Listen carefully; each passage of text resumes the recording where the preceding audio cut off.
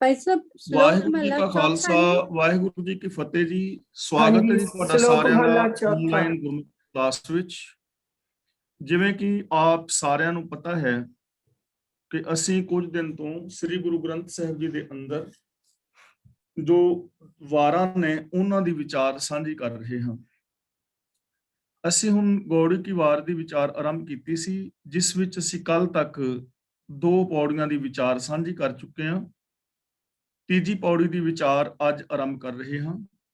ਇਸ ਪੌੜੀ ਦੇ ਨਾਲ ਪਹਿਲਾ ਜੋ ਸ਼ਲੋਕ ਹੈ, ਸਾਹਿਬ ਸ੍ਰੀ ਗੁਰੂ ਰਾਮਦਾਸ ਜੀ ਦਾ ਉਚਾਰਨ ਕੀਤਾ ਹੋਇਆ ਆਦ ਸ੍ਰੀ ਗੁਰੂ ਗ੍ਰੰਥ ਸਾਹਿਬ ਜੀ ਦੇ ਪਾਵਨ ਅੰਗ 301 ਤੇ ਅੰਕਿਤ ਹੈ। ਸ਼ਲੋਕ ਮਹਿਲਾ ਚੌਥਾ। ਮਨ ਅੰਤਰ ਹੋਮੈ ਰੋਗ ਹੈ, ਭਰਮ ਭੂਲੇ ਮਨਮੁਖ ਦੁਰਜਨਾ। ਇਸ ਨੂੰ ਭਰਮ ਭੂਲੇ ਨਹੀਂ ਪੜਨਾ, ਭੱਬੇ ਦੇ ਪੈਰ ਥੱਲੇ ਅੱਧਾ ਰਾਰਾ ਹੈ ਤੇ ਅੱਧਾ ਰਾਰੇ ਦਾ ਹੀ ਉਚਾਰਨ ਕਰਨਾ ਹੈ। ਇਸ ਨੂੰ ਬੋਲਾਂਗੇ ਭਰਮ, ਪ੍ਰ ਕਰਕੇ, ਭਰਮ ਨਹੀਂ, ਭਰਮ। ਮਨ ਅੰਤਰ ਹੋਮੈ ਰੋਗ ਹੈ, ਭਰਮ ਭੂਲੇ ਮਨਮੁਖ ਦੁਰਜਨਾ। ਮਨਮੁਖ ਦਾ ਮਤਲਬ ਆਪ ਹੁਦਰੇ, ਜੋ ਗੁਰੂ ਦੇ ਬਚਨਾਂ ਮੁਤਾਬਕ ਜ਼ਿੰਦਗੀ ਨਹੀਂ ਜਿੰਦੇ, ਆਪ ਹੁਦਰੇ, ਮਨ ਦੇ ਪਿੱਛੇ ਤੁਰਨ ਵਾਲੇ। ਤੇ ਦੁਰਜਨ ਦਾ ਮਤਲਬ ਹੈਗਾ ਵਿਕਾਰੀ ਬੰਦੇ। ਦੁਰਜਨਾ ਵਿਕਾਰੀ ਬੰਦੇ, ਜਿਨ੍ਹਾਂ ਦਾ ਮਨ ਹਮੇਸ਼ਾ ਵਿਕਾਰਾਂ ਦੇ ਵਿੱਚ ਲੱਗਾ ਰਹਿੰਦਾ ਹੈ। ਜਿਨ੍ਹਾਂ ਦੇ ਮਨ ਵਿੱਚ ਹਉਮੈ ਦਾ ਰੋਗ ਹੈ,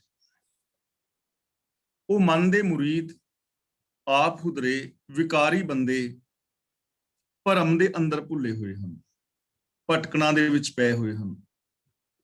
ਤੇ ਭਰਮ ਕੀ ਹੁੰਦਾ ਹੈ? ਅਸਲੀਅਤ ਤੋਂ ਅਣਜਾਣ ਹੋਣਾ। ਅਸਲੀਅਤ ਕੁਝ ਹੋਰ ਹੈ ਤੇ ਅਸੀਂ ਵੇਖ ਜਾਂ ਅਨੁਭਵ ਕੁਝ ਹੋਰ ਕਰ ਰਹੇ ਹਾਂ। ਜਿਵੇਂ ਰਾਤ ਦੇ ਹਨੇਰੇ ਵਿੱਚ ਪਈ ਹੋਈ ਰੱਸੀ ਸੱਪ ਪ੍ਰਤੀਤ ਹੋ ਜਾਏ, ਸੱਪ ਦਾ ਭੁਲੇਖਾ ਪੈ ਜਾਏ, ਸੱਪ ਹੈ ਨਹੀਂ ਪਰ ਅਸੀਂ ਮੰਨ ਬੈਠੇ ਹਾਂ ਹਨੇਰੇ ਕਰਕੇ।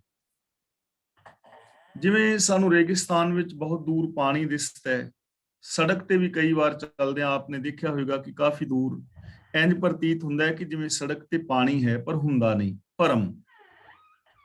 ਇਸੇ ਤਰ੍ਹਾਂ ਜਿਨ੍ਹਾਂ ਦੀ ਜ਼ਿੰਦਗੀ ਵਿੱਚ ਹਉਮੈ ਦਾ ਰੋਗ ਹੈ ਨਾ, ਹਉਮੈ ਦਾ ਮਤਲਬ ਜਿਨ੍ਹਾਂ ਨੇ ਪ੍ਰਭੂ ਤੋਂ ਆਪਣੀ ਵੱਖਰੀ ਹੋਂਦ ਸਥਾਪਿਤ ਕਰ ਲਈ ਹੈ, ਜਿਨ੍ਹਾਂ ਦੇ ਅੰਦਰ ਇਨਫੀਰੀਓਰਿਟੀ ਕੰਪਲੈਕਸ ਔਰ ਸੁਪਰੀਓਰਿਟੀ ਕੰਪਲੈਕਸ ਹੈ, ਮਨ ਦੇ ਪਿੱਛੇ ਤੁਰਦੇ ਨੇ, ਵਿਕਾਰੀ ਨੇ, ਭਟਕਣਾ ਵਿੱਚ ਪਏ ਨੇ, ਭਰਮ ਵਿੱਚ ਭੁੱਲੇ ਹਨ।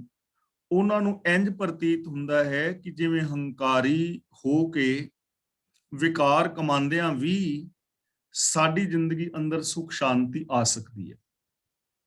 ਇਹ ਇੱਕ ਭਰਮ ਹੈ ਕਿ ਅਸੀਂ ਝੂਠ ਦਾ ਸਹਾਰਾ ਲਈਏ, ਬੇਵਿਸ਼ਵਾਸੀ ਪੈਦਾ ਕਰੀਏ ਜੀਵਨ ਵਿੱਚ, ਵਿਕਾਰ ਕਮਾਈਏ, ਈਰਖਾ ਦਵੇਸ਼ ਕਰੀਏ ਤੇ ਇਹਨਾਂ ਰਾਹੀਂ ਜਾਂ ਐਸੀ ਜ਼ਿੰਦਗੀ ਰਾਹੀਂ ਸਾਡੇ ਜੀਵਨ ਦੇ ਅੰਦਰ ਸੁਖ ਪੈਦਾ ਹੋ ਜਾਏ। ਇਹ ਭਰਮ ਹੈ। ਐਸਾ ਨਾ ਕਦੇ ਹੋਇਆ ਹੈ, ਨਾ ਹੋ ਰਿਹਾ ਹੈ ਔਰ ਨਾ ਹੀ ਆਉਣ ਵਾਲੇ ਸਮੇਂ ਵਿੱਚ ਹੋਵੇਗਾ। ਨਾਨਕ ਰੋਗ ਗਵਾਏ, ਨਾਨਕ ਸ਼ਬਦ ਤੇ ਰੁਕ ਜਾਣਾ ਹੈ। ਨਾਨਕ ਰੋਗ ਗਵਾਏ, ਮਿਲ ਸਤਿਗੁਰ ਸਾਧੂ ਸੱਜਣਾ। ਤਾਂ ਇਸ ਰੋਗ ਨੂੰ ਦੂਰ ਕਰਨਾ ਚਾਹੀਦਾ ਹੈ। ਜਿਹੜਾ ਹਉਮੈ ਦਾ ਰੋਗ ਹੈ ਨਾ, ਇਸ ਰੋਗ ਨੂੰ ਦੂਰ ਕਰਨਾ ਚਾਹੀਦਾ ਹੈ, ਨਹੀਂ ਤਾਂ ਇਹ ਰੋਗ ਹਮੇਸ਼ਾ ਖੁਆਰ ਕਰਦਾ ਹੈ। ਹੰਕਾਰੀ ਬੰਦੇ ਦੀ ਪ੍ਰੀਤ ਪਰਿਵਾਰ ਵਾਲੇ ਮੈਂਬਰਾਂ ਨਾਲ ਵੀ ਨਹੀਂ ਬਣਦੀ। ਹੰਕਾਰੀ ਬੰਦੇ ਦਾ ਤਾਲਮੇਲ ਸਮਾਜ ਵਿੱਚ ਨਹੀਂ ਬਣਦਾ। ਹੰਕਾਰੀ ਬੰਦੇ ਦੀ ਪ੍ਰੀਤ ਗੁਰੂ ਨਾਲ ਵੀ ਤੋੜ ਨਹੀਂ ਚੜਦੀ। ਹੰਕਾਰੀ ਬੰਦੇ ਦੇ ਅੰਦਰ ਰੱਬੀ ਗੁਣ ਵੀ ਪ੍ਰਗਟ ਨਹੀਂ ਹੁੰਦੇ। ਉਸ ਦੇ ਅੰਦਰ ਹਉਮੈ ਦਾ ਕੰਡਾ ਹੁੰਦਾ ਹੈ। ਜਿਵੇਂ ਜਿਵੇਂ ਸਮਾਜ ਵਿੱਚ, ਸੰਸਾਰ ਵਿੱਚ ਜ਼ਿੰਦਗੀ ਜੀਂਦਾ ਹੈ, ਤਿਵੇਂ ਤਿਵੇਂ ਉਹ ਹਉਮੈ ਦਾ ਜਿਹੜਾ ਕੰਡਾ ਹੈ ਉਹ ਚੁਭਦਾ ਹੈ। ਔਰ ਅਸਲ ਦੇ ਅੰਦਰ ਜੋ ਚੁਭਨ ਹੈ, ਜੋ ਸਾਡੀਆਂ ਪ੍ਰੋਬਲਮ ਨੇ, ਉਹ ਸਾਡੇ ਅੰਦਰ ਨੇ। ਜਿਵੇਂ ਬਾਹਰ ਸਾਰੀ ਜ਼ਮੀਨ ਦੇ ਉੱਤੇ ਰੋੜੀ ਵਿਛੀ ਹੋਵੇ ਨਾ, ਰੋੜੀ ਬਜਰੀ ਜਿਹੜੀ ਪੈਰਾਂ ਨੂੰ ਚੁਭੇ, ਪਰ ਜੁੱਤੀ ਪਾ ਕੇ ਸਾਰੀ ਜ਼ਮੀਨ ਤੇ ਵੀ ਰੋੜੀ ਵਿਛੀ ਹੋਏ ਤੇ ਅਸੀਂ ਤੁਰ ਸਕਦੇ ਹਾਂ, ਤਕਲੀਫ ਨਹੀਂ ਹੋਵੇਗੀ ਕਿਉਂਕਿ ਜੁੱਤੀ ਪਾਈ ਹੋਈ ਹੈ। ਲੇਕਿਨ ਜੇ ਬਾਕੀ ਸਾਰੀ ਸੜਕ ਸਾਫ਼ ਸੁਥਰੀ ਹੋਵੇ ਤੇ ਜੁੱਤੀ ਦੇ ਅੰਦਰ ਨਿੱਕਾ ਜਿਹਾ ਰੋੜਾ ਹੋਏ ਕੰਕਰ, ਤਾਂ ਫਿਰ ਤੁਰਨਾ ਮੁਸ਼ਕਲ ਹੋ ਜਾਏਗਾ।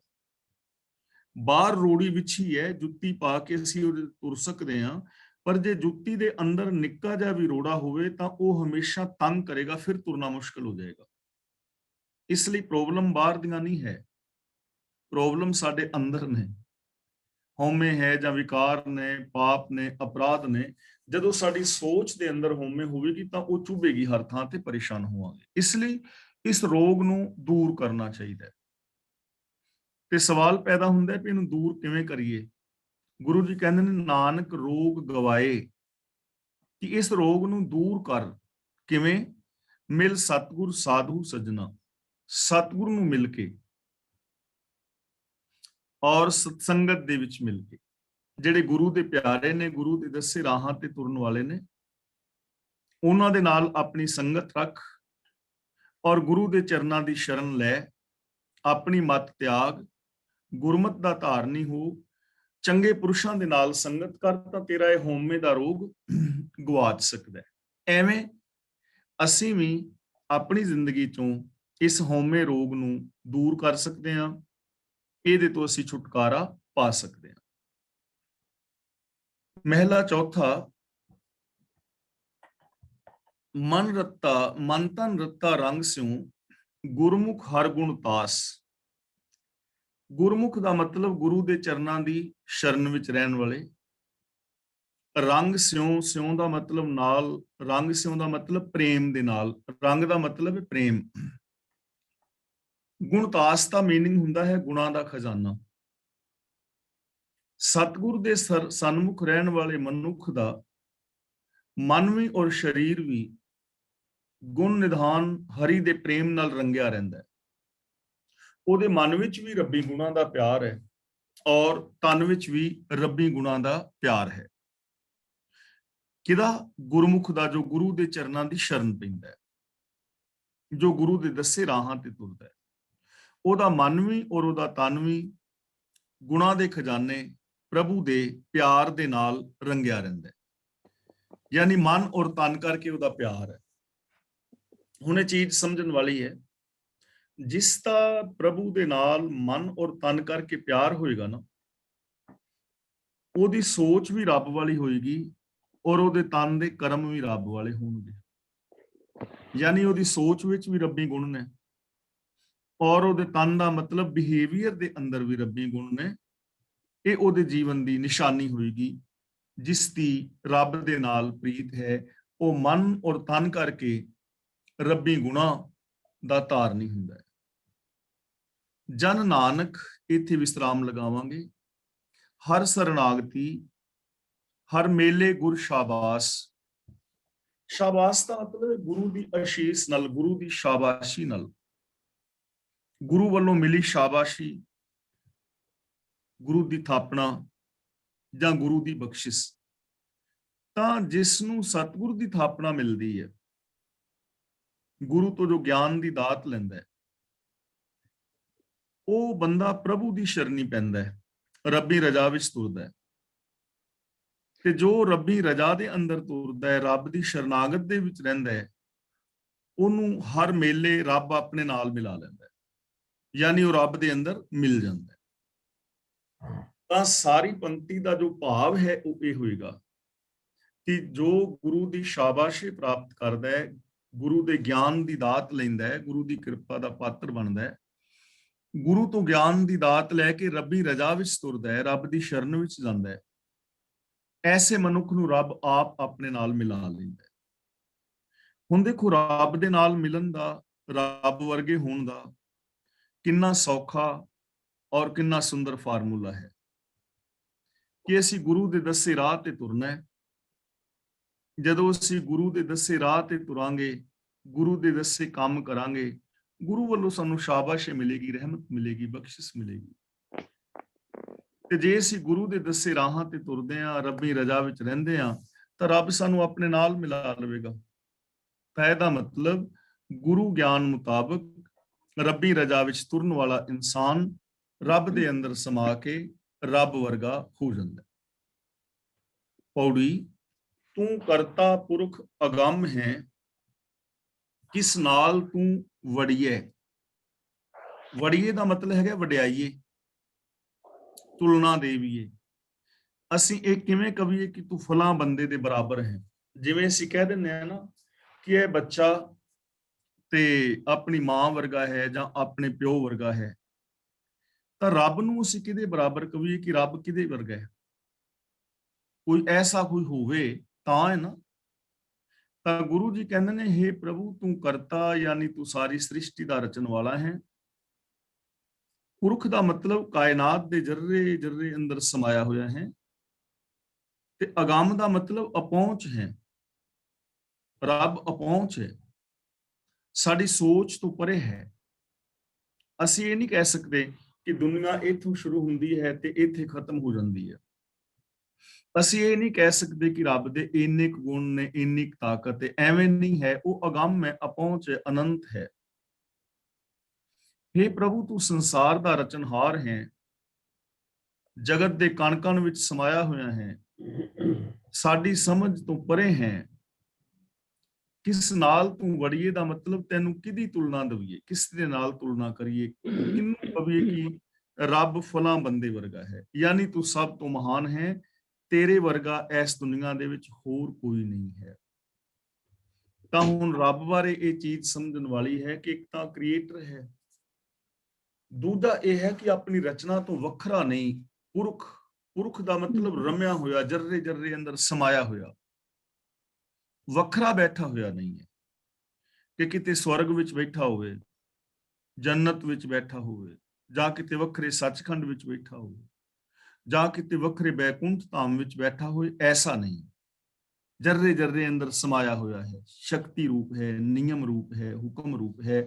ਉਹਦੀ ਤੁਲਨਾ ਕਿਸੇ ਨਾਲ ਕੀਤੀ ਨਹੀਂ ਜਾ ਸਕਦੀ, ਉਹਦੇ ਵਿੱਚ ਸਮਾਇਆ ਜਾ ਸਕਦਾ ਹੈ।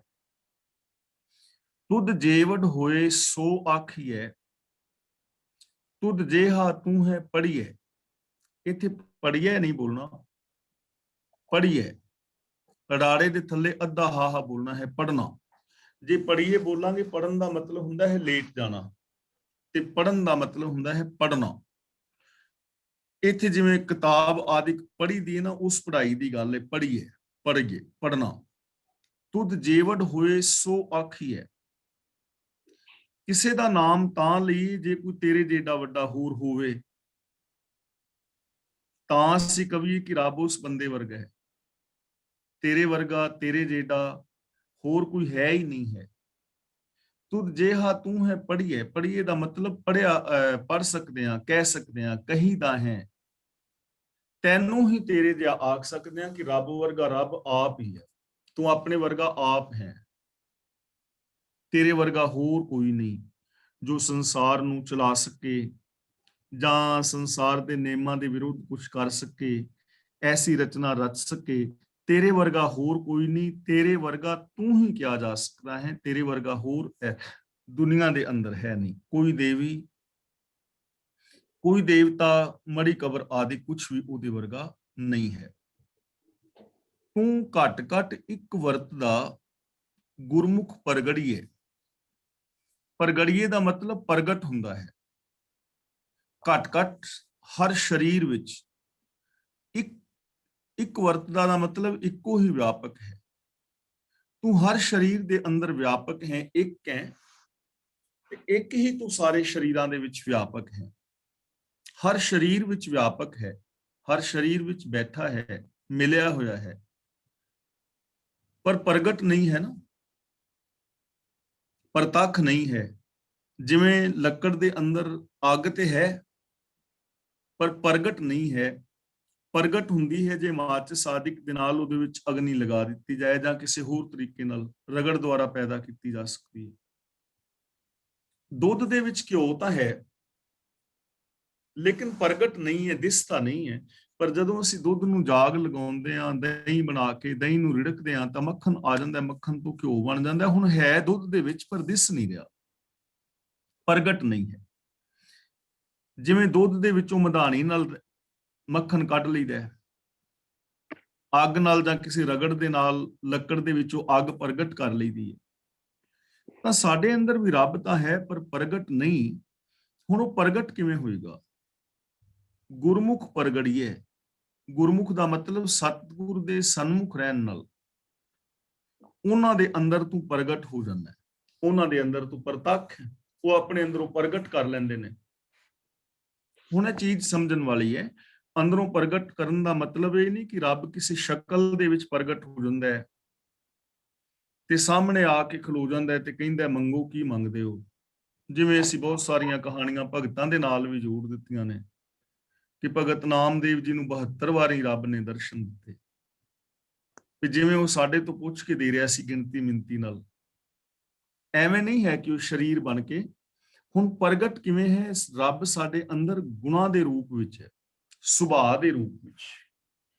ਤੇ ਜਦੋਂ ਪ੍ਰਗਟ ਹੋਣਾ ਹੈ ਤਾਂ ਉਹਨੇ ਸੱਚ ਰਾਹੀਂ ਪ੍ਰਗਟ ਹੋਣਾ ਹੈ। ਜਿਵੇਂ ਮੈਂ ਰੋਜ਼ ਬੇਨਤੀ ਕਰ ਰਿਹਾ ਕਿ ਸਾਡੇ ਦੁਨੀਆ ਦੇ ਹਰ ਇਨਸਾਨ ਦੇ ਅੰਦਰ ਸ਼ੁਭ ਗੁਣ ਮੌਜੂਦ ਨੇ, ਸੱਚਾਈ ਹੈ, ਦਇਆ ਹੈ, ਪਿਆਰ ਮੁਹੱਬਤ ਹੈ। ਇਹ ਸਾਰੇ ਗੁਣ ਸਾਡੇ ਵਿੱਚ ਮੌਜੂਦ ਨੇ ਪਰ ਪ੍ਰਗਟ ਨਹੀਂ, ਯਾਨੀ ਅਸੀਂ ਇਹਨਾਂ ਗੁਣਾਂ ਦੀ ਵਰਤੋਂ ਨਹੀਂ ਕਰਦੇ।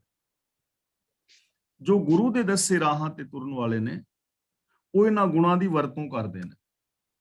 ਉਹਨਾਂ ਦੇ ਅੰਦਰ ਸੱਚ ਪ੍ਰਗਟ ਹੈ, ਪ੍ਰਤੱਖ ਹੈ, ਉਹ ਝੂਠ ਬੋਲਦੇ ਨਹੀਂ। ਉਹਨਾਂ ਦੀ ਜ਼ਿੰਦਗੀ ਦੇ ਅੰਦਰ ਪਿਆਰ ਹੈ, ਉਹ ਨਫ਼ਰਤ ਕਰਦੇ ਹੀ ਨਹੀਂ। ਉਹਨਾਂ ਦਾ ਸੁਭਾਅ ਹੀ ਰੱਬ ਵਰਗਾ ਹੈ। ਤਾਂ ਇਹ ਗੱਲ ਗੁਰਮੁਖ ਦੇ ਉੱਤੇ ਢੁਕਦੀ ਹੈ। ਗੁਰਮੁਖ ਦੇ ਅੰਦਰ ਤੂੰ ਪ੍ਰਗਟ ਹੈ, ਗੁਰੂ ਦੇ ਦੱਸੇ ਰਾਹਾਂ ਤੇ ਤੁਰਿਆ, ਅੰਦਰੋਂ ਹੀ ਰੱਬ ਪ੍ਰਗਟ ਹੋ ਜਾਂਦਾ ਹੈ, ਗੁਣਾਂ ਦੇ ਰੂਪ ਵਿੱਚ, ਸੁਭਾਅ ਦੇ ਰੂਪ ਵਿੱਚ। ਤੂੰ ਸੱਚਾ ਸਭਸ ਦਾ ਖਸਮ ਹੈ, ਇਹਨੂੰ ਹੈ ਨਹੀਂ ਬੋਲਣਾ, ਹੈ। ਸਭ ਤੂੰ ਚੜੀਏ, ਇੱਥੇ ਚੜੀਏ ਜਾਂ ਚੜੀਏ ਨਹੀਂ ਬੋਲਣਾ, ਰਾੜੇ ਥੱਲੇ ਅੱਧਾ ਹਾਹਾ ਲਗਾਵਾਂਗੇ, ਚੜੀਏ। ਚੜੀਏ ਦਾ ਮਤਲਬ ਚੜਿਆ ਹੋਇਆ। ਜਿਵੇਂ ਅਸੀਂ ਕਹਿੰਦੇ ਵੀ ਨਾ ਕਿ ਫਲਾਂ ਬੰਦਾ ਰੁੱਖ ਤੇ ਚੜਿਆ। ਹੁਣ ਜਿਹੜਾ ਰੁੱਖ ਤੇ ਚੜਿਆ ਹੋਏਗਾ ਉਹ ਸਾਡੇ ਤੋਂ ਉੱਚਾ ਹੋਏਗਾ। ਫਲਾਂ ਬੰਦਾ ਚੁਬਾਰੇ ਦੇ ਉੱਤੇ ਚੜਿਆ ਹੋਇਆ ਹੈ। ਹੁਣ ਜਿਹੜਾ ਚੁਬਾਰੇ ਤੇ ਚੜਿਆ ਹੋਏਗਾ ਉਹ ਉੱਚਾ ਹੋਏਗਾ। ਇੱਥੇ ਚੜੀਏ ਦਾ ਮਤਲਬ ਹੈ ਚੜਿਆ ਹੋਇਆ, ਯਾਨੀ ਸਭ ਤੋਂ ਵੱਡਾ, ਸਭ ਤੋਂ ਉੱਚਾ। ਤੂੰ ਸੱਚਾ ਸਭਸ ਦਾ ਖਸਮ ਹੈ। ਸੱਚਾ ਦਾ ਮਤਲਬ ਸਦਾ ਸਥਿਰ ਰਹਿਣ ਵਾਲਾ ਹੈ, ਅਬਿਨਾਸ਼ੀ ਹੈ, ਸਾਰਿਆਂ ਦਾ ਮਾਲਕ ਹੈ, ਸਾਰਿਆਂ ਤੋਂ ਸੁੰਦਰ ਔਰ ਸ੍ਰੇਸ਼ਟ ਹੈ, ਸਾਰਿਆਂ ਤੋਂ ਮਹਾਨ ਹੈ, ਸਭ ਤੋਂ ਉੱਚਾ ਹੈ, ਚੜਿਆ ਹੋਇਆ ਉੱਚਾ ਹੈ, ਸਾਰਿਆਂ ਦਾ ਮਾਲਕ ਹੈ, ਸੱਚਾ ਹੈ ਔਰ ਸਭ ਤੋਂ ਮਹਾਨ ਹੈ। ਤੂੰ ਕਰਹਿ ਸੋ ਸੱਚੇ ਹੋਏ ਸੀ ਤਾਂ ਕਾਇਤ ਕੜੀਏ, ਤਾਂ ਕਾਇਤ ਕੜੀਏ। ਇੱਥੇ ਕਰਹਿ ਨਹੀਂ ਬੋਲਾਂਗੇ, ਬੋਲਾਂਗੇ ਕਰਹਿ, ਕਿਉਂਕਿ ਸੈਕੰਡ ਪਰਸਨ ਨਾਲ ਗੱਲ ਹੋ ਰਹੀ ਹੈ। ਜੇ ਕਰਹਿ ਕਿਸੇ ਹੋਰ ਦੀ ਗੱਲ ਹੁੰਦੀ ਫਿਰ ਬਿੰਦੀ ਨਹੀਂ ਸੀ ਲਾਣੀ। ਡਾਇਰੈਕਟ ਗੱਲ ਹੋ ਰਹੀ ਨਾ ਰੱਬ ਨਾਲ ਸਿੱਧੀ। ਤੂੰ ਕਰਹਿ ਸੋ ਸੱਚੇ ਹੋਏ ਸੀ ਕਿ ਹੇ ਸੱਚੇ ਪ੍ਰਭੂ, ਇਹ ਨਿਸ਼ਚਾ ਹੈ ਕਿ ਜੋ ਤੂੰ ਕਰਦਾ ਹੈ ਉਹੀ ਇਸ ਸੰਸਾਰ ਵਿੱਚ ਹੁੰਦਾ ਹੈ। ਤਾਂ ਕਾਇਤ ਕਰੀਏ, ਫਿਰ ਅਸੀਂ ਕਿਉਂ ਚਿੰਤਾ ਕਰੀਏ? ਕਾਇਤ ਦਾ ਮਤਲਬ ਕਿਉਂ, ਕਰੀਏ ਦਾ ਮਤਲਬ ਕਿਉਂ ਕੱਢਦੇ ਰਹੀਏ ਐਵੇਂ, ਕਿਉਂ ਅਸੀਂ ਛੱਡਦੇ ਰਹੀਏ, ਕਿਉਂ ਚਿੰਤਾ ਕਰੀਏ, ਫਿਕਰ ਕਿਉਂ ਕਰੀਏ, ਕਿਉਂ ਝੂਰੀਏ? ਸਾਨੂੰ ਇਹ ਨਿਸ਼ਚਾ ਹੈ ਕਿ ਉਹੀ ਹੋਣਾ ਹੈ ਜੋ ਤੂੰ ਕਰਨਾ ਹੈ। ਇਸ ਲਈ ਚਿੰਤਾ ਕਰਨ ਦੀ ਕੀ ਲੋੜ ਹੈ? ਹੋਰ ਕੁਝ ਹੋ ਹੀ ਨਹੀਂ ਸਕਦਾ। ਉਹ ਹੋਣਾ ਹੈ ਜੋ ਤੂੰ ਕਰਨਾ। ਹੁਣ ਤੂੰ ਕਰਨਾ ਹੈ ਦਾ ਮਤਲਬ ਜੋ ਰੱਬ ਨੇ ਹੁਕਮ ਕਰਨਾ ਹੈ, ਹੁਕਮ, ਰਜ਼ਾ, ਭਾਣਾ, ਲੇਖ, ਇਹਦਾ ਮਤਲਬ ਸਿਸਟਮ। ਰੱਬ ਦੇ ਹੁਕਮ ਤੋਂ ਬਾਹਰ ਕੁਝ ਹੋ ਹੀ ਨਹੀਂ ਸਕਦਾ। ਇਹ ਜਿਵੇਂ ਆਪਾਂ ਰੋਜ਼ ਬੇਨਤੀ ਕਰ ਰਹੇ ਹਾਂ ਕਿ ਜੇ ਅਸੀਂ ਕਿੱਕਰ ਬੀਜਾਂਗੇ ਤੇ ਅੰਗੂਰ ਉੱਗ ਹੀ ਨਹੀਂ ਸਕਦੇ। ਬਾਬਾ ਫਰੀਦ ਜੀ ਕਹਿੰਦੇ ਲੋੜੇ ਦਾਖ ਵਿਜੋਰੀਆਂ ਕਿੱਕਰ ਬੀਜੇ ਜੱਟ। ਭੇਡਾਂ ਦੀ ਉੱਨ ਕਤਾ ਕੇ ਉਹਦੇ ਤੋਂ ਆਪਣੇ ਕੱਪੜੇ ਜਿਹੜੇ ਨੇ ਰੇਸ਼ਮੀ ਬਣ ਹੀ ਨਹੀਂ ਸਕਦੇ। ਸਿਸਟਮ ਦੇ ਅੰਦਰ ਹੋਣਾ ਹੈ ਸਭ ਕੁਝ। ਤਾਂ ਫਿਰ ਚਿੰਤਾ ਕਾਦੀ, ਡਰ ਕਾਦਾ? ਕਈਆਂ ਨੂੰ ਡਰ ਹੁੰਦਾ ਨਾ, ਕੋਈ ਫਲਾਂ ਬੰਦੇ ਨੇ ਤਵੀਤ ਪਾ ਦਿੱਤੇ, ਉਹਨੇ ਟੂਣਾ ਕਰ ਦਿੱਤਾ, ਸਾਡਾ ਜੀ ਕਾਰੋਬਾਰ ਕਿਸੇ ਨੇ ਬੰਨ ਦਿੱਤਾ, ਫਲਾਂ ਬਾਬੇ ਨੇ ਸਰਾਪ ਦੇ ਦਿੱਤਾ ਤੇ ਉਹਨਾਂ ਦੀ ਕੁੱਲ ਨਾਸ ਹੋ ਗਈ। ਹੁਣ ਐਸਾ ਕੁਝ ਹੋ ਹੀ ਨਹੀਂ ਸਕਦਾ। ਹੋਣਾ ਹੀ ਉਹ ਹੈ ਜੋ ਰੱਬੀ ਸਿਸਟਮ ਵਿੱਚ ਹੈ। ਤਾਂ ਫਿਰ ਡਰ ਕਾਦਾ? ਪੀਰਾਂ ਦਾ ਡਰ ਕਾਦਾ ਵੀ ਜੇ ਪੀਰ ਤੇ ਦੀਵਾ ਨਾ ਜਗਾਇਆ ਤੇ ਸਾਡੀ ਫਸਲ ਖਰਾਬ ਕਰ ਦੇਗਾ। ਜੇ ਇੰਨੇ ਜੋਗਾ ਹੁੰਦਾ ਤੇ ਪੀਰ ਆਪ ਆਪਣੀ ਰੋਟੀ ਨਾ ਖਾ ਲੈਂਦਾ, ਆਪ ਕਿਉਂ ਮਰਦਾ? क्यों मैं चिंता करा ते मैं किसी ज्योतिषी कोल जावां कि ज्योतिषी जी मेरी किस्मत बदलो। ਤਾਂ ਬਦਲ ਹੀ ਨਹੀਂ ਸਕਦਾ, ਹੋ ਹੀ ਨਹੀਂ ਸਕਦਾ। ਹੁਕਮ ਤੋਂ ਬਾਹਰ ਕੁਝ ਹੋਣਾ ਹੀ ਨਹੀਂ। ਜੋ ਵੀ ਹੋਣਾ ਹੈ ਸਿਸਟਮ ਵਿੱਚ ਹੋਣਾ ਹੈ। ਤਾਂ ਫਿਰ ਮੈਨੂੰ ਚਿੰਤਾ ਕਾਦੀ ਹੈ? ਫਿਰ ਕਾਹਦਾ ਡਰ, ਫਿਰ ਕਾਹਦਾ ਚੋਰਾ? ਇਸ ਲਈ ਡਰ ਔਰ ਸਹਿਮ ਮੁੱਕ ਜਾਂਦੇ ਨੇ ਜਦੋਂ ਅਸੀਂ ਰੱਬੀ ਰਜ਼ਾ ਦੇ ਵਿੱਚ ਤੁਰਦੇ ਹਾਂ। ਡਰ ਔਰ ਸਹਿਮ ਉਦੋਂ ਵਿਆਪਦੇ ਨੇ ਜਦੋਂ ਸਾਡਾ ਰੱਬੀ ਰਜ਼ਾ ਭਾਣੇ ਦੇ ਉੱਤੇ ਵਿਸ਼ਵਾਸ ਨਹੀਂ ਹੁੰਦਾ। ਸ਼ਲੋਕ ਮਹਿਲਾ ਚੌਥਾ। मैं मन तन प्रेम पिरम का अठे पहर लगन। पिरम का दा मतलब प्यारे दा, अठे पहर दा मतलब 8 ਦੇ 8 पैर, दिन भी ते रात भी। लफज लगन और वसन वर्तमान काल अनपुरख बहुवचन विच ने। मन लोचदा है कि 8 पैर लग जान। 8 पैर लगाने का मतलब 8 पैर लंघ जान, पर मेरे हिरदे और शरीर के अंदर प्यारे दा प्यार लगा रहे। मैं मन तन प्रेम पिरम का, पिरम दा मतलब प्यारा, कि मेरे मन विच भी और मेरे तन विच भी प्यारे दा प्यार रहे। 8 पैर लगाने का मतलब 8 पैर इस काम दे विच लग जान, यानी हर पल मेरे मन और मेरे तन दे अंदर प्रभु दा प्यार टिकिया रहे, रब्बी रजा दा प्यार टिकिया रहे, रब्बी गुणा दा प्यार टिकिया रहे। मेरे मन की सोच भी रब वर्गी होवे और मेरे जो कर्म ने वो भी सच्चे सुच्चे रब वर्गे हों। मैं मन और तन करके रब्बी रजा दे विच तुरां 8 पहर हर पल। ਤਾਂ ਸਾਨੂੰ ਇੱਥੇ ਸੇਧ ਦਿੱਤੀ ਜਾ ਰਹੀ ਹੈ ਕਿ ਅਸੀਂ 8 ਪਹਿਰ ਪ੍ਰਭੂ ਪਿਆਰ ਦੇ ਅੰਦਰ ਜ਼ਿੰਦਗੀ ਬਿਤਾਣੀ ਹੈ। ਤੇ ਪ੍ਰਭੂ ਪਿਆਰ ਵਿੱਚ ਜ਼ਿੰਦਗੀ ਬਿਤਾਉਣ ਵਾਸਤੇ ਸਾਨੂੰ ਘਰ ਛੱਡਣ ਦੀ ਲੋੜ ਨਹੀਂ। ਜੇ ਕੋਈ ਸਾਇੰਟਿਸਟ ਹੈ ਤਾਂ ਉਹਨੂੰ ਕੋਈ ਇਹ ਪ੍ਰੋਬਲਮ ਨਹੀਂ ਹੈ ਕਿ ਉਹ ਸੱਚੀ ਜ਼ਿੰਦਗੀ ਜੀਣ ਵਾਸਤੇ ਆਪਣਾ ਕੰਮ ਛੱਡੇ ਜੰਗਲਾਂ ਜਾਏ। ਜੇ ਕੋਈ ਡਾਕਟਰ ਹੈ ਤਾਂ ਉਹਨੂੰ ਹਸਪੀਟਲ ਛੱਡ ਕੇ ਬਾਹਰ ਜਾਣ ਦੀ ਲੋੜ ਨਹੀਂ ਹੈ। ਕਿਸਾਨ ਹੈ ਤਾਂ ਉਹਨੂੰ ਖੇਤੀ ਛੱਡਣ ਦੀ ਲੋੜ ਨਹੀਂ ਹੈ। सिर्फ शुभ गुणों के नाल प्यार करना है, सच की प्रीत अपने अंदर पैदा करनी है। सच दे नालों नहीं टुटना, 8 पैर हर पल रब्बी गुणों के नाल जुड़े रहना है। चंगी जिंदगी जीनी है, चंगी सोच रखनी है।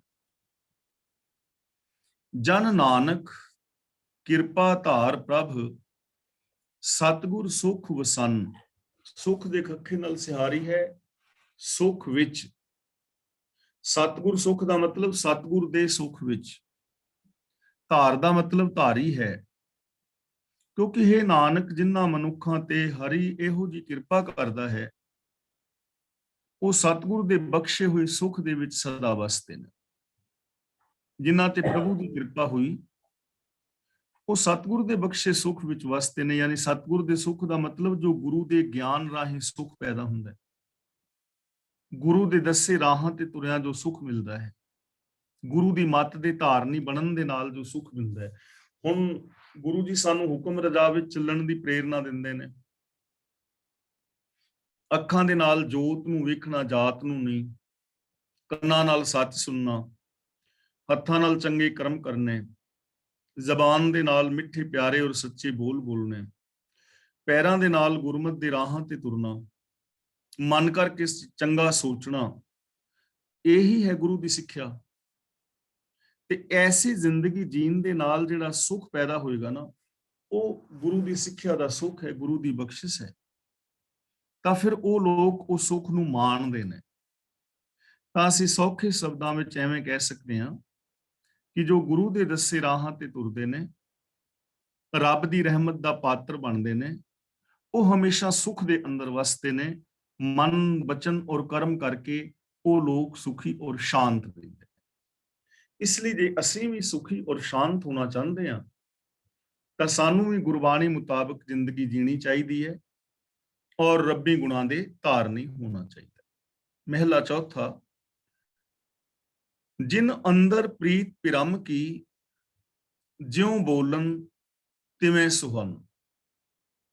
जिन अंदर का मतलब जिन्हां दे अंदर, प्रीत का मतलब प्रीति, पिरम की दा मतलब प्रभु दी, प्यारे दी। ਜਿਉਂ ਬੋਲਣ, ਜਿਵੇਂ ਜਿਵੇਂ ਉਹ ਬੋਲਦੇ ਨੇ, ਤਿਵੇਂ ਸੁਹਨ, ਤਿਵੇਂ ਹੀ ਉਹ ਸ਼ੋਭਾ ਪਾਉਂਦੇ ਨੇ। ਜਿਨ੍ਹਾਂ ਦੇ ਅੰਦਰ ਪ੍ਰਭੂ ਦੀ ਪ੍ਰੀਤ ਹੈ, ਜਿਨ੍ਹਾਂ ਦੀ ਸੋਚ ਅੰਦਰ ਰੱਬੀ ਗੁਣਾਂ ਦੀ ਪ੍ਰੀਤ ਹੈ, ਉਹ ਫਿਰ ਜਿਵੇਂ ਜਿਵੇਂ ਬੋਲਦੇ ਨੇ, ਤਿਵੇਂ ਤਿਵੇਂ ਉਹ ਸ਼ੋਭਾ ਪਾਉਂਦੇ ਨੇ, ਉਹਨਾਂ ਨੂੰ ਮਾਣ ਮਿਲਦਾ ਹੈ। ਕਿਉਂਕਿ ਜੈਸੀ ਸੋਚ ਹੋਏਗੀ ਵੈਸੇ ਹੀ ਬੋਲ ਹੋਣਗੇ। ਹੁਣ ਸੋਚ ਦੇ ਅੰਦਰ ਸਤ, ਸੰਤੋਖ, ਦਇਆ, ਧਰਮ, ਧੀਰਜ, ਗਿਆਨ, ਵਿਰਾਗ, ਨਿਮਾਨਤਾ ਆਦਿਕ ਸ਼ੁਭ ਗੁਣ ਨੇ, ਤੇ ਜਿਨ੍ਹਾਂ ਦੀ ਸੋਚ ਐਸੀ ਹੈ ਉਹਨਾਂ ਦੇ ਬੋਲ ਵੀ ਸਤ, ਸੰਤੋਖ, ਦਇਆ, ਧਰਮ ਵਾਲੇ ਹੀ ਹੋਣਗੇ। ਤੇ ਐਸੇ ਬੋਲ ਜਦੋਂ ਬੰਦਾ ਬੋਲੇਗਾ ਤੇ ਸ਼ੋਭਾ ਪਾਏਗਾ, ਪਿਆਰਾ ਲੱਗੇਗਾ, ਉਹਦੇ ਬੋਲ ਸੁਹਾਵਣੇ ਹੋਣਗੇ। ਜਿਵੇਂ ਜਿਵੇਂ ਉਹ ਰੱਬੀ ਗੁਣ ਉਚਾਰਨ ਕਰਦੇ ਨੇ, ਤਿਵੇਂ ਤਿਵੇਂ ਸੋਹਣੇ ਲੱਗਦੇ ਨੇ। ਜੀ ਕਰਦਾ ਹੈ ਇਹ ਬੋਲੀ ਜਾਣ ਤੇ ਅਸੀਂ ਸੁਣੀ ਜਾਈਏ। ਉਹਨਾਂ ਦੇ ਬੋਲਾਂ ਵਿੱਚ ਰਸ ਹੈ, ਉਹਨਾਂ ਦੇ ਬੋਲਾਂ ਵਿੱਚ ਮਿਠਾਸ ਹੈ, ਉਹਨਾਂ ਦੇ ਜੀਵਨ, ਉਹਨਾਂ ਦੇ ਬੋਲਾਂ ਦੇ ਅੰਦਰ ਸਾਨੂੰ ਮੰਜ਼ਿਲ ਤੱਕ ਪਹੁੰਚਾਉਣ ਦਾ ਗਿਆਨ ਹੈ। ਉਹਨਾਂ ਦੇ ਬੋਲਾਂ ਵਿੱਚ ਪੋਜ਼ਿਟਿਵਿਟੀ ਹੈ। ਉਹਨਾਂ ਦੇ ਬੋਲਾਂ ਰਾਹੀਂ ਸਾਡੇ ਅੰਦਰ ਵਿਲ ਪਾਵਰ ਪ੍ਰਗਟ ਹੁੰਦੀ ਹੈ।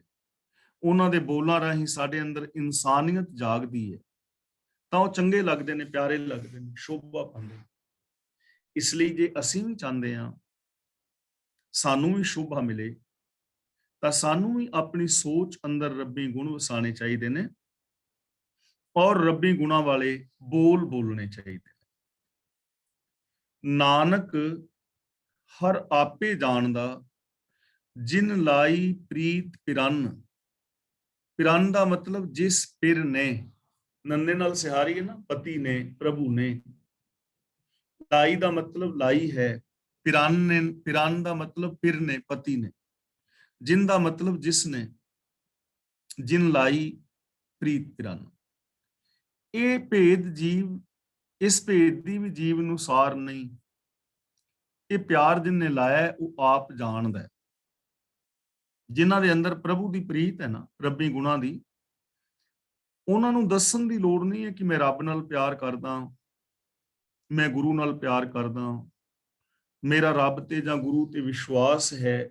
ਉਹਨਾਂ ਨੂੰ ਦੱਸਣ ਦੀ ਲੋੜ ਨਹੀਂ ਪੈਂਦੀ। ਰੱਬ ਆਪ ਹੀ ਜਾਣਦਾ, ਉਹਨੂੰ ਪਤਾ ਹੈ ਕਿ ਪਿਆਰ ਹੈ। ਜਿਸ ਦੇ ਅੰਦਰ ਪ੍ਰੀਤ ਹੋਏਗੀ ਨਾ, ਉਹਦੇ ਅੰਦਰ ਬੈਠੇ ਰੱਬ ਨੂੰ ਪਤਾ ਹੋਏਗਾ ਪ੍ਰੀਤ ਹੈ। ਤੇ ਜੇ ਨਹੀਂ ਹੈ ਤਾਂ ਵੀ ਅੰਦਰ ਬੈਠੇ ਨੂੰ ਪਤਾ ਹੈ ਕਿ ਨਹੀਂ ਹੈ। ਬਨਾਵਟੀ ਤੌਰ ਤੇ ਅਸੀਂ ਲੋਕਾਂ ਨੂੰ ਕਹਿ ਸਕਦੇ ਹਾਂ ਕਿ ਮੇਰਾ ਗੁਰੂ ਨਾਲ ਪਿਆਰ ਹੈ ਜੀ, ਮੈਂ ਰੱਬ ਨਾਲ ਪਿਆਰ ਕਰਦਾ ਹਾਂ, ਧਰਮੀ ਹਾਂ, ਧਰਮੀ ਬਣਨ ਦਾ ਅਸੀਂ ਯਤਨ ਕਰਦੇ ਵੀ ਹਾਂ, ਧਰਮੀ ਅਸੀਂ ਦਿਸਦੇ ਵੀ ਹਾਂ, ਔਰ ਅਸੀਂ ਕਹਿੰਦੇ ਵੀ ਹਾਂ। ਪਰ ਜੇ ਸਾਡੇ ਅੰਦਰ ਪਿਆਰ ਨਹੀਂ, ਤਾਂ ਸਾਡੇ ਸੁਭਾਅ ਚੋਂ, ਸਾਡੇ ਗੁਣਾਂ ਦੇ ਵਿੱਚੋਂ, ਬੋਲਣ ਚੋਂ ਪਤਾ ਲੱਗ ਜਾਣਾ ਹੈ ਕਿ ਅੰਦਰ ਤੇ ਕੱਖ ਵੀ ਨਹੀਂ। ਜ਼ਬਾਨੀ ਤਾਂ ਬਹੁਤ ਕੁਝ ਕਹਿ ਰਿਹਾ ਹੈ ਬੰਦਾ, ਪਰ ਵਰਤੋਂ ਵਿਹਾਰ ਵਿੱਚ ਤੇ ਕੁਝ ਵੀ ਨਹੀਂ। ਬਿਹੇਵੀਅਰ ਤਾਂ ਬਿਲਕੁਲ ਉਲਟ ਹੈ। ਜ਼ਬਾਨ ਤੋਂ ਮੈਂ ਕਹਿ ਰਿਹਾ ਸੱਚ ਬੋਲਣਾ ਚਾਹੀਦਾ ਹੈ, ਪਰ ਆਪ ਮੈਂ ਸਾਰਾ ਦਿਨ ਝੂਠ ਬੋਲਦਾ। ਜ਼ਬਾਨ ਤੋਂ ਮੈਂ ਕਹਿ ਰਿਹਾ ਕਿ ਪਿਆਰ ਦੇ ਨਾਲ ਰਹਿਣਾ ਚਾਹੀਦਾ ਹੈ, ਮੇਰੇ ਅੰਦਰ ਪਿਆਰ ਹੈ, ਪਰ ਮੇਰੇ ਬਿਹੇਵੀਅਰ ਦੇ ਅੰਦਰੋਂ ਤੇ ਜੈਲਸੀ ਦਿਸ ਰਹੀ ਹੈ, ਪ੍ਰਗਟ ਹੋ ਰਹੀ ਹੈ। ਉਹਨੂੰ ਮੈਂ ਕਿਵੇਂ ਛੁਪਾਵਾਂਗਾ? ਇਸ ਲਈ ਪ੍ਰਭੂ ਅੰਦਰ ਬੈਠਾ ਆਪ ਜਾਣਦਾ ਹੈ ਜਿਨ੍ਹਾਂ ਦੇ ਅੰਦਰ ਪ੍ਰੀਤ ਹੁੰਦੀ ਹੈ। ਤੇ ਇਸ ਗੱਲ ਨੂੰ ਹੋਰ ਵੀ ਸਮਝਣ ਦੀ ਲੋੜ ਹੈ। ਜਿਨ੍ਹਾਂ ਦੇ ਅੰਦਰ ਪਿਆਰ ਹੁੰਦਾ ਹੈ ਨਾ, ਜੇ ਆਪਣੀ ਜ਼ਮੀਰ ਦੀ ਆਵਾਜ਼ ਸੁਣਨ ਤੇ ਪਤਾ ਲੱਗ ਜਾਏਗਾ ਕਿ ਪਿਆਰ ਜੇ ਹੈ ਤਾਂ ਹੈ, ਪਰ ਜੇ ਨਹੀਂ ਹੈ ਗੁਣਾਂ ਦੇ ਨਾਲ ਪਿਆਰ, ਤਾਂ ਅੰਦਰੋਂ ਆਵਾਜ਼ ਤਾਂ ਇੱਕ ਵਾਰੀ ਆਏਗੀ ਕਿ ਸੱਜਣਾ ਝੂਠ ਬੋਲ ਰਿਹਾ ਹੈ, ਤੇਰੇ ਅੰਦਰ ਸ਼ੁਭ ਗੁਣ ਤਾਂ ਹੈ ਨਹੀਂ, ਜਿਵੇਂ ਦਾ ਤੂੰ ਬਣਿਆ ਬੈਠਾ ਐਵੇਂ ਦਾ ਤੂੰ ਹੈ ਤੇ ਨਹੀਂ। ਅੰਦਰੋਂ ਆਵਾਜ਼ ਆਏਗੀ ਨਾ। ਇਸ ਲਈ ਜੋ ਰੱਬੀ ਹੁਕਮ ਹੈ, ਸਿਸਟਮ ਹੈ, ਉਹਦੇ ਅੰਦਰ ਇਹਨਾਂ ਸਾਰੀਆਂ ਚੀਜ਼ਾਂ ਦਾ ਨਖੇੜਾ ਨਵੇੜਾ ਹੋ ਜਾਂਦਾ। ਪੌੜੀ, ਤੂੰ ਕਰਤਾ ਆਪ ਅਭੁੱਲ ਹੈ, ਭੁੱਲਣ ਵਿੱਚ ਨਹੀਂ। ਇਹਨੂੰ ਹੈ ਨਹੀਂ ਬੋਲਣਾ। ਹੈ ਦਾ ਮਤਲਬ ਹੋ ਜਾਏਗਾ ਕੋਈ ਹੋਰ ਥਰਡ ਪਰਸਨ, ਕਿਉਂਕਿ ਇੱਥੇ ਸੈਕੰਡ ਪਰਸਨ ਦੀ ਗੱਲ ਹੋ ਰਹੀ ਹੈ। ਤੂੰ ਕਰਤਾ ਆਪ ਅਭੁੱਲ ਹੈ, ਕਿ ਸ੍ਰਿਸ਼ਟੀ ਦਾ ਰਚਨਹਾਰ ਹੈ, ਆਪ ਰਚਨਹਾਰ ਹੈ। ਅਭੁੱਲ ਦਾ ਮਤਲਬ ਤੂੰ ਭੁੱਲਣ ਵਿੱਚ ਨਹੀਂ ਹੈ, ਭੁੱਲਣ ਵਿੱਚ ਨਹੀਂ, ਤੂੰ ਅਭੁੱਲ ਹੈ। ਭੁੱਲਣ ਵਿੱਚ ਨਹੀਂ ਹੈ। ਤੇਰੀ ਇਸ ਰਚਨਾ ਦੇ ਅੰਦਰ ਕੋਈ ਵੀ ਕਮੀ ਨਹੀਂ, ਕੋਈ ਦੋਸ਼ ਨਹੀਂ। ਇਸ ਸੰਸਾਰ ਦੇ ਨਿਯਮਾਂ ਦੇ ਅੰਦਰ ਕੋਈ ਦੋਸ਼ ਨਹੀਂ, ਕੋਈ ਊਣਤਾ ਹੀ ਨਹੀਂ ਹੈ। ਇਸ ਕਾਇਨਾਤ ਦੀ ਬਣਤਰ ਵਿੱਚ ਕੋਈ ਊਣਤਾ ਹੀ ਨਹੀਂ ਹੈ। ਇੱਥੇ ਸਭ ਕੁਝ ਪਰਿਪੂਰਨ ਹੈ, ਸਭ ਕੁਝ ਪੂਰਾ ਹੈ। ਹਾਂ, ਇਹ ਗੱਲ ਵੱਖਰੀ ਹੈ ਕਿ ਸਾਡੀ ਨਜ਼ਰ ਛੋਟੀ ਹੋਵੇ, ਸਾਨੂੰ ਕੋਈ ਦੋਸ਼ ਨਜ਼ਰੀ ਪੈਂਦੇ ਹੋਣ, ਤਾਂ ਉਹ ਸਾਡੀ ਕਮੀ ਹੋ ਸਕਦੀ ਹੈ। ਕੁਦਰਤ ਵਿੱਚ ਕੋਈ ਕਮੀ ਨਹੀਂ ਹੈ। ਜਿਵੇਂ ਮੈਂ ਤੁਹਾਨੂੰ ਇੱਕ ਨਿੱਕੀ ਜਿਹੀ ਕਹਾਣੀ ਸੁਣਾਈ ਸੀ ਕਿ ਕੋਈ ਬੰਦਾ ਬੋਹੜ ਦੇ ਰੁੱਖ ਥੱਲੇ ਸੁੱਤਾ ਸੀ ਮੰਜੇ ਤੇ, ਔਰ ਨਾਲ ਹੀ ਦੁਆਣਿਆਂ ਦਾ ਖੇਤ ਸੀ, ਤਰਬੂਜਾਂ ਦਾ। 10-10 ਕਿਲੋ ਦੇ ਦੁਆਣੇ ਲੱਗੇ ਤੇ ਬੋਹੜ ਦੇ ਪੇੜ ਉੱਤੇ ਨਿੱਕੀਆਂ ਨਿੱਕੀਆਂ ਗੋਲਾਂ ਲੱਗੀਆਂ। ਤੇ ਬੰਦਾ ਸੋਚ ਰਿਹਾ ਹੈ ਕਿ ਰੱਬ ਦੀ ਦੁਨੀਆ ਵਿੱਚ ਕਿੰਨੀ ਬੇਨਿਆਈ ਹੈ। ਏਡਾ ਵੱਡਾ ਬੋਹੜ, ਏਡੇ ਮੋਟੇ ਮੋਟੇ ਟਹਿਣੇ, ਤੇ ਇਸ ਬੋਹੜ ਨੂੰ ਨਿੱਕੀਆਂ ਨਿੱਕੀਆਂ ਗੋਲਾਂ ਲਾ ਦਿੱਤੀਆਂ ਨੇ, ਤੇ ਨਿੱਕੀਆਂ ਨਿੱਕੀਆਂ ਵੱਲਾਂ ਨੇ, ਇਹਨਾਂ ਨੂੰ 10-10 ਕਿਲੋ ਦੇ ਦੁਆਣੇ ਲੱਗੇ ਨੇ। ਕਿੰਨਾ ਚੰਗਾ ਹੁੰਦਾ ਵੀ ਗੋਲਾਂ ਵੱਲਾਂ ਨੂੰ ਲੱਗਦੀਆਂ, ਦੁਆਣੇ ਬੋਹੜ ਦੇ ਉੱਤੇ ਲੱਗਦੇ। ਹਾਲੀ ਸੋਚ ਰਿਹਾ ਸੀ, ਇੱਕ ਨਿੱਕੀ ਜਿਹੀ ਗੋਲ ਉੱਤੋਂ ਟੁੱਟ ਕੇ ਦੇ ਮੱਥੇ ਤੇ ਡਿੱਗੀ। ਹੱਥ ਜੋੜ ਕੇ ਕਹਿਣ ਲੱਗਾ, ਰੱਬਾ ਠੀਕ ਹੈ, ਜਿੱਥੇ ਕੁਛ ਹੈ ਜੇ ਉੱਤੇ ਦੁਆਣੇ ਲੱਗੇ ਹੁੰਦੇ ਤੇ ਗੋਲ ਦੀ ਜਗ੍ਹਾ ਤੇ ਦੁਆਣਾ ਡਿੱਗਦਾ ਉੱਤੋਂ। ਫਿਰ ਸਾਡੀ ਸੋਚ ਹੋ ਸਕਦੀ ਹੈ ਸੀਮਤ, ਪਰ ਕੁਦਰਤ ਦੇ ਅੰਦਰ ਕੋਈ ਕਮੀ ਨਹੀਂ ਹੈ। ਜਦੋਂ ਅਸੀਂ ਇਹਨਾਂ ਨਿਯਮਾਂ ਨੂੰ ਸਮਝਾਂਗੇ, ਲਾ ਆਫ ਨੇਚਰ ਨੂੰ ਨੇੜਿਓਂ ਹੋ ਕੇ ਵੇਖਾਂਗੇ, ਤਾਂ ਕੁਝ ਵੀ ਕਮੀ ਨਹੀਂ ਹੈ। ਕਮੀ ਸਾਡੀ ਸੋਚ ਵਿੱਚ ਹੈ। ਜਿਵੇਂ ਮੈਂ ਪਹਿਲਾਂ ਵੀ ਕਈ ਵਾਰ ਬੇਨਤੀ ਕਰ ਚੁੱਕਾ, ਸਾਨੂੰ ਇਹ ਦੁਨੀਆ ਦੁਖਦਾਈ ਭਾਸਦੀ ਹੈ। ਸਾਨੂੰ ਲੱਗਦਾ ਹੈ ਕਿ ਇੱਥੇ ਪਾਪ ਨੇ, ਅਪਰਾਧ ਨੇ, ਕੋਈ ਕਿਸੇ ਦਾ ਨਹੀਂ, ਵਿਸ਼ਵਾਸ ਨਹੀਂ ਕਰਨਾ ਚਾਹੀਦਾ, ਔਰ ਇਹ ਗੱਲਾਂ ਸਾਡੀਆਂ ਠੀਕ ਵੀ ਨੇ। ਲੇਕਿਨ ਐਸਾ ਸੰਸਾਰ ਨੂੰ ਬਣਾ ਕਿਹਨੇ ਦਿੱਤਾ ਹੈ? ਗੁਰੂ ਨਾਨਕ ਦੇਵ ਜੀ ਜਦੋਂ ਇਸ ਦੁਨੀਆ ਨੂੰ ਦੇਖਦੇ ਨੇ ਤਾਂ ਉਹ ਕਹਿੰਦੇ ਨੇ ਦੁਨੀਆ ਤੇ ਆਰਤੀ ਕਰ ਰਹੀ ਹੈ, ਗगन में थाल। ਉਹਨਾਂ ਨੂੰ ਇਹ ਦੁਨੀਆ ਆਰਤੀ ਕਰਦੀ ਹੋਈ ਪ੍ਰਤੀਤ ਹੁੰਦੀ ਹੈ। ਸਾਨੂੰ ਅੱਗ ਸਾੜਦੀ ਪ੍ਰਤੀਤ ਹੋ ਰਹੀ ਹੈ, ਸੂਰਜ ਤਪਸ਼ ਦੇ ਰਿਹਾ ਮਹਿਸੂਸ ਹੋ ਰਿਹਾ ਹੈ, ਹਨੇਰੀਆਂ ਸਾਨੂੰ ਤਬਾਹੀ ਲਿਆਉਂਦੀਆਂ ਦਿਸ ਰਹੀਆਂ ਨੇ। ਪਰ ਗੁਰੂ ਨਾਨਕ ਦੇਵ ਜੀ ਮਹਾਰਾਜ ਜ਼ਿੰਦਗੀ ਦਾ ਸੰਗੀਤ ਸੁਣ ਰਹੇ ਨੇ। ਉਹ ਕਹਿੰਦੇ ਨੇ, ਗਾਵਨ ਤੁਧ ਨੂੰ ਪਾਉਣ ਪਾਣੀ ਬੈਸੰਤਰ ਕੀ, ਸਾਰੇ ਗਾ ਰਹੇ ਨੇ। ਇਹ ਤਾਂ ਸੰਗੀਤ ਹੈ, ਇੱਕ ਰਸਮੀ ਸੰਗੀਤ ਬਣਿਆ ਹੋਇਆ ਹੈ। ਸਾਡੇ ਤੇ ਡਿਪੈਂਡ ਕਰਦਾ ਹੈ ਕਿ ਸਾਹਮਣੇ ਖਲੋਤੇ ਹੋਏ ਰੁੱਖ ਨੂੰ ਅਸੀਂ ਕਿਵੇਂ ਨੀਰਸ ਦੇਖਦੇ ਹਾਂ, ਕਿ ਉਹਨੂੰ ਗਾਉਂਦਾ, ਨੱਚਦਾ ਔਰ ਸ਼ਾਂਤ ਦੇਖਦੇ ਹਾਂ। हे ਕਰਤਾ ਤੂੰ ਅਭੁੱਲ ਹੈ, ਭੁੱਲਣ ਵਿੱਚ ਨਹੀਂ ਹੈ। ਭਾਵ ਕਿ ਕਾਇਨਾਤ ਦੇ ਜੋ ਨਿਯਮ ਨੇ ਉਹ ਬਿਲਕੁਲ ਪੱਕੇ ਨੇ, ਉਹਨਾਂ ਦੇ ਅੰਦਰ ਕੋਈ ਊਣਤਾਈ ਨਹੀਂ ਹੈ। ਤੂੰ ਕਰਹਿ ਸੋ ਸੱਚੇ ਭਲਾ ਹੈ, ਗੁਰ ਸ਼ਬਦ ਬੁਝਾਹੀ। ਬੁਝਾਹੀ ਦਾ ਮਤਲਬ ਤੂੰ ਸਮਝ ਦਿੰਦਾ ਹੈ। ਸਤਿਗੁਰੂ ਦੇ ਸ਼ਬਦ ਦੇ ਰਾਹੀਂ ਤੂੰ ਇਹ ਸਮਝਾਉਂਦਾ ਹੈ। ਗੁਰ ਸ਼ਬਦ ਬੁਝਾਹੀ ਦਾ ਮਤਲਬ ਗੁਰੂ ਦੇ ਸ਼ਬਦ ਰਾਹੀਂ ਇਹ ਸੂਝ ਤੂੰ ਦਿੰਦਾ ਹੈ। ਗੁਰੂ ਦੇ ਸ਼ਬਦ ਦਾ ਮਤਲਬ ਗੁਰੂ ਦਾ ਗਿਆਨ, ਗੁਰੂ ਦੀ ਬਾਣੀ, ਗੁਰੂ ਦੀ ਫਿਲਾਸਫੀ, ਗੁਰੂ ਦੀ ਵਿਚਾਰਧਾਰਾ। ਗੁਰੂ ਦੇ ਉਪਦੇਸ਼ ਰਾਹੀਂ, ਗੁਰੂ ਦੇ ਗਿਆਨ ਰਾਹੀਂ ਤੂੰ ਇਹ ਸਮਝ ਬਖਸ਼ਦਾ ਹੈ ਕਿ ਜੋ ਕੁਝ ਵੀ ਤੂੰ ਕਰ ਰਿਹਾ ਹੈ ਉਹ ਚੰਗਾ ਕਰ ਰਿਹਾ ਹੈ। ਵੈਸੇ ਨਹੀਂ ਸਮਝ ਆਉਂਦੀ।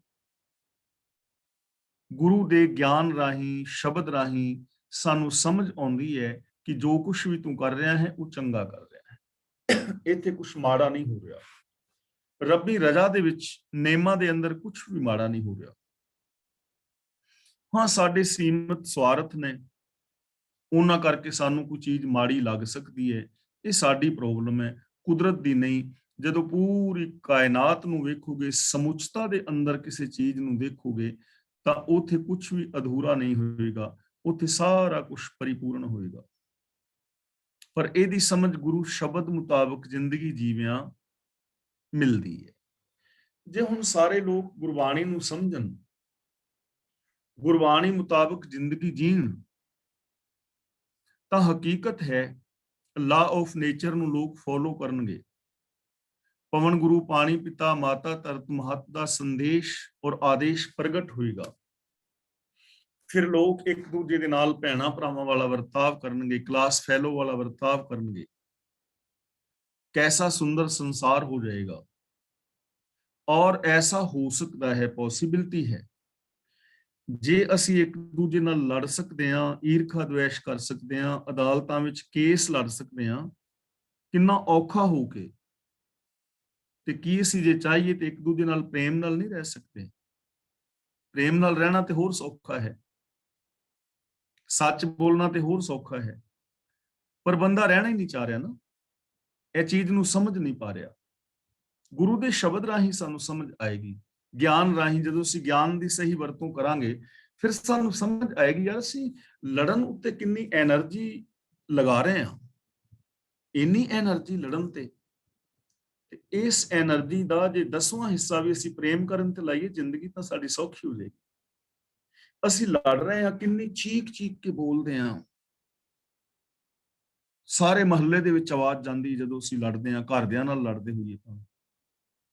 ਤੇ ਫਿਰ ਸਾਨੂੰ ਨਾ ਗੁਰੂ ਦੇ ਸ਼ਬਦ ਰਾਹੀਂ ਸਮਝ ਆਏਗੀ ਕਿ ਇਹਨਾਂ ਚੀਕ ਚੀਕ ਕੇ ਅਸੀਂ ਬੋਲ ਰਹੇ ਹਾਂ, ਘਰ ਵਿੱਚ ਜਾਂ ਮਹੱਲੇ ਵਿੱਚ ਕਲੇਸ਼ ਪਾਇਆ ਹੋਇਆ ਹੈ, ਤੇ ਜੇ ਮਿੱਠੇ ਔਰ ਪਿਆਰੇ ਬੋਲ ਬੋਲੀਏ ਤੇ ਬੜੇ ਆਰਾਮ ਦੇ ਨਾਲ ਬੋਲਿਆ ਕੰਮ ਚੱਲ ਸਕਦਾ ਨਾ, ਪਿਆਰ ਵਾਲੇ ਬੋਲ, ਸੱਚੇ ਬੋਲ, ਚੀਕਣ ਦੀ ਲੋੜ ਥੋੜਾ ਹੈ।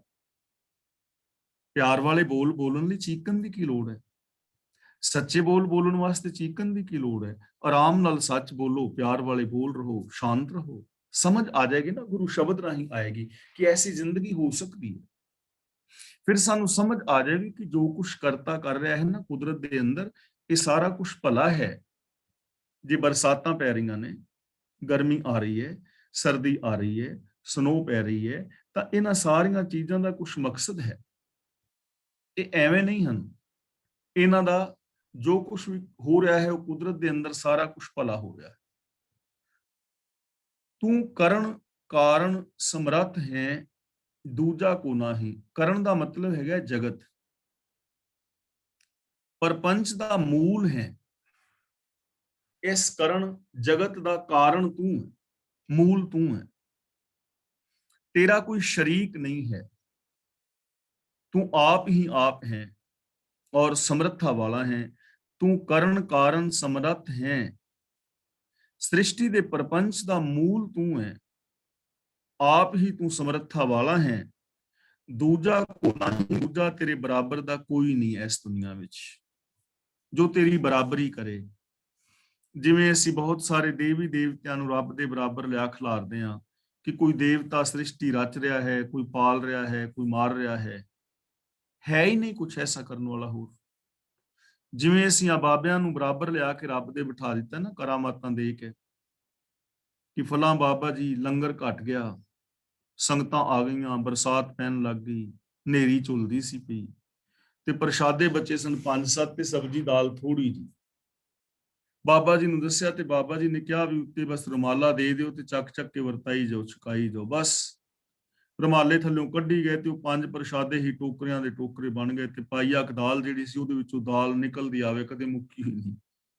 ਇਹ ਸਾਡੀਆਂ ਮੂਰਖਤਾਈਆਂ ਨੇ ਜਿਹੜੀਆਂ ਐਸੀਆਂ ਕਰਾਮਾਤੀ ਕਹਾਣੀਆਂ ਅਸੀਂ ਜੋੜ ਲਈਆਂ ਨੇ ਨਾਲ। ਐਸਾ ਕੁਝ ਨਹੀਂ ਹੁੰਦਾ। ਅੱਜ ਕੱਲ ਕਿਉਂ ਨਹੀਂ ਹੋ ਰਿਹਾ? ਪਹਿਲਾਂ ਕਰਾਮਾਤਾਂ ਵਰਤਦੀਆਂ ਸੀ, ਅੱਜ ਕੱਲ ਬਾਬਿਆਂ ਦੀਆਂ ਕਰਾਮਾਤਾਂ ਕਿਉਂ ਨਹੀਂ ਵਰਤਦੀਆਂ? ਕਿਉਂਕਿ ਅੱਜ ਕੱਲ ਕੈਮਰੇ ਆ ਗਏ ਨਾ, ਥਾਂ ਥਾਂ ਤੇ ਕੈਮਰੇ ਲੱਗੇ ਨੇ। ਹੁਣ ਹਰ ਚਲਾਕੀ ਕੈਮਰੇ ਦੇ ਅੰਦਰ ਕੈਦ ਹੋ ਜਾਣੀ। ਇਸ ਲਈ ਗੁਰੂ ਪਾਤਸ਼ਾਹ ਜੀ ਕਹਿੰਦੇ ਨੇ, ਹੇ ਰੱਬਾ ਤੇਰੇ ਹੁਕਮ ਤੋਂ ਬਾਹਰ ਕੁਝ ਕਰਨ ਵਾਲਾ ਹੋਰ ਕੋਈ ਦੂਜਾ ਨਹੀਂ ਹੈ। ਤੂੰ ਸਮਰੱਥ ਹੈ, ਤੂੰ ਆਪ ਸਮਰੱਥਾ ਵਾਲਾ ਹੈ। ਤੂੰ ਸਾਹਿਬ ਅਗਮ ਦਇਆਲ ਹੈ, ਸਭ ਤੁਧ ਧਿਆਹੀ। ਦਇਆਲ ਸ਼ਬਦ ਬਣਿਆ ਹੈ ਦਇਆ ਪਲਸ ਆਲੇ। ਆਲੇ ਦਾ ਮਤਲਬ ਹੁੰਦਾ ਹੈ ਘਰ, ਦਇਆ ਦਾ ਮਤਲਬ ਦਇਆ, ਦਇਆਲੇ, ਦਇਆਲ, ਦਇਆ ਆਲੇ, ਦਇਆ ਦਾ ਘਰ, ਦਇਆ ਕਰਨ ਵਾਲਾ ਮਾਲਕ। ਅਗੰਮ ਦਾ ਮਤਲਬ ਅਪਹੁੰਚ। ਤੂੰ ਦਇਆ ਕਰਨ ਵਾਲਾ ਮਾਲਕ ਹੈ, ਦਇਆ ਦਾ ਘਰ ਹੈ, ਪਰ ਅਗੰਮ ਹੈ, ਤੇਰੇ ਤੱਕ ਪਹੁੰਚ ਨਹੀਂ। ਸਭ ਤੁਧ ਧਿਆਹੀ, ਸਾਰੇ ਤੈਨੂੰ ਹੀ ਧਿਆਉਂਦੇ ਨੇ, ਤੇਰੇ ਹੀ ਹੁਕਮ ਦੇ ਅੰਦਰ ਸਾਰੇ ਤੁਰ ਰਹੇ ਨੇ। ਦਇਆ ਦਾ ਘਰ ਤੇ ਰੱਬ ਹੈ, ਲੇਕਿਨ ਉਸ ਦਇਆ ਦੇ ਘਰ ਤੱਕ ਪਹੁੰਚ ਨਹੀਂ, ਇਸ ਲਈ ਅਸੀਂ ਦਇਆ ਨਹੀਂ ਲੈ ਪਾਏ। ਤੇ ਉਹ ਦਇਆ ਦਾ ਘਰ ਹੈ ਕਿੱਥੇ? ਰੱਬ ਹੈ ਕਿੱਥੇ?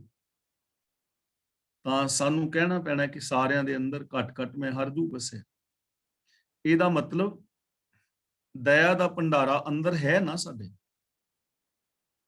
ਤੇ ਅਸੀਂ ਉਸ ਦਇਆ ਨੂੰ ਯੂਜ਼ ਕਰਨਾ ਹੈ। ਆਪਣੇ ਤੇ ਆਪ ਦਇਆ ਕਰਨੀ ਹੈ ਥੋੜੀ ਜੀ। ਰੱਬ ਨੇ ਜਿਹੜੀ ਦਇਆ ਕਰਨੀ ਸੀ ਕਰ ਦਿੱਤੀ ਹੈ।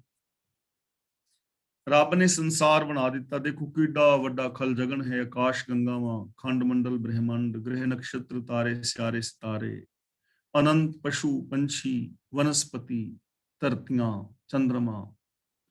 ਰੱਬ ਨੇ ਇੰਨਾ ਕੁਛ, ਇਹ ਸਾਰਾ ਦਇਆ ਹੀ ਤੇ ਹੈ। ਰੱਬ ਨੇ ਸਾਨੂੰ ਮਾਂ-ਬਾਪ ਦੇ ਦਿੱਤੇ, ਧੀਆਂ ਪੁੱਤਰ ਦੇ ਦਿੱਤੇ, ਸਰੀਰ ਦੇ ਦਿੱਤਾ, ਦਿਮਾਗ ਦੇ ਦਿੱਤਾ, ਹੱਥ ਪੈਰ ਦੇ ਦਿੱਤੇ, ਤੇ ਹੁਣ ਆਪਣੇ ਉੱਤੇ ਦਇਆ ਅਸੀਂ ਆਪ ਹੀ ਕਰਨੀ ਹੈ ਨਾ, ਕਿ ਅਸੀਂ ਸੱਚ ਬੋਲਣਾ ਹੈ ਜ਼ੁਬਾਨ ਦੇ ਨਾਲ, ਹੱਥਾਂ ਦੇ ਨਾਲ ਅਸੀਂ ਚੰਗੇ ਕੰਮ ਕਰਨੇ ਨੇ। ਆਪਣੇ ਤੇ ਦਇਆ ਕਰੋ, ਸ਼ਰਾਬ ਨਾ ਪੀਓ, ਨਾ ਵਧਾਓ ਸ਼ਰਾਬ ਵਾਲੇ ਪਾਸੇ ਹੱਥ। ਆਪਣੇ ਤੇ ਦਇਆ ਆਪ ਕਰਨੀ ਹੈ ਨਾ। ਉਹ ਦਇਆ ਦਾ ਸਾਗਰ ਅੰਦਰ ਬੈਠਾ ਹੈ, ਭੰਡਾਰ ਭਰੇ ਪਏ ਨੇ, ਤੇ ਉਹ ਦਇਆ ਦਾ ਸਾਗਰ ਸੱਚ ਹੈ, ਧਰਮ ਹੈ, ਨਿਰਭੈਤਾ ਹੈ, ਨਿਰਵੈਰਤਾ ਹੈ।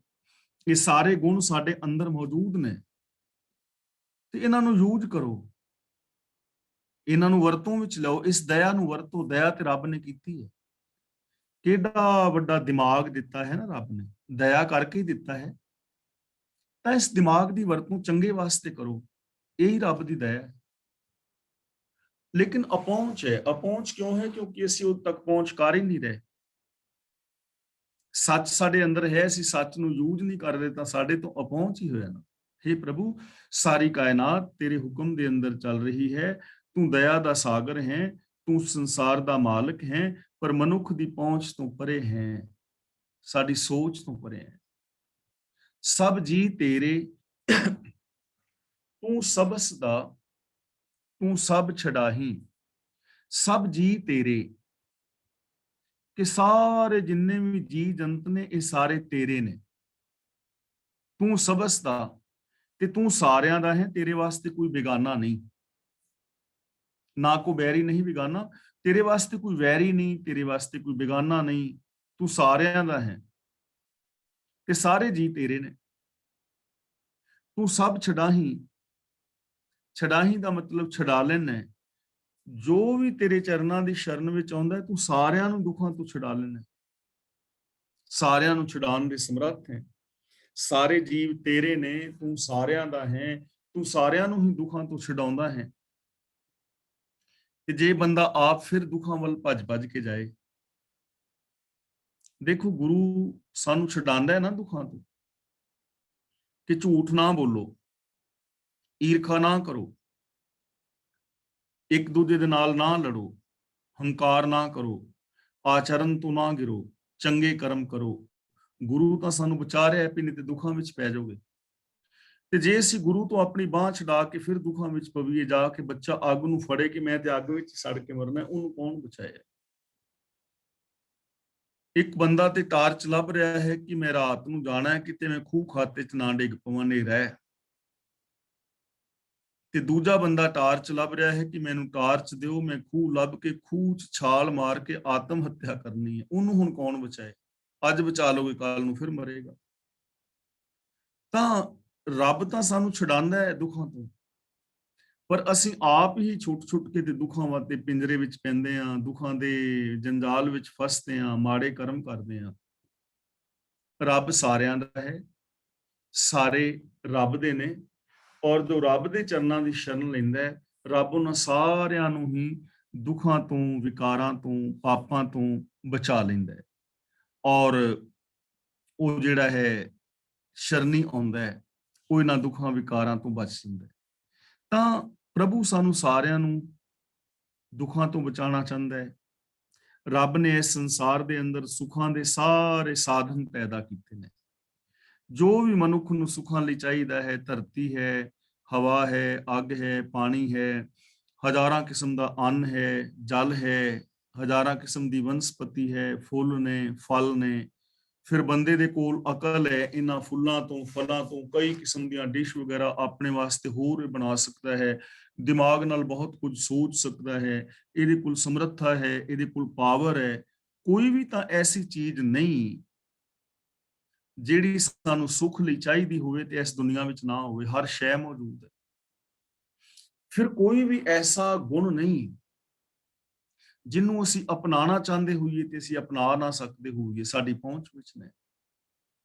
ਪਰ ਫਿਰ ਵੀ ਜੇ ਬੰਦਾ ਜੇ ਗੁਣਾਂ ਦਾ ਧਾਰਨੀ ਨਾ ਹੋਵੇ, ਫਿਰ ਵੀ ਜੇ ਬੰਦਾ ਇਹਨਾਂ ਗੁਣਾਂ ਨੂੰ ਨਾ ਇੰਪਲੀਮੈਂਟ ਕਰੇ, ਤਾਂ ਉਹਦੇ ਵਿੱਚ ਹੁਣ ਰੱਬ ਦਾ, ਗੁਰੂ ਦਾ ਜਾਂ ਕੁਦਰਤ ਦਾ ਤਾਂ ਕੋਈ ਕਸੂਰ ਨਹੀਂ ਹੈ।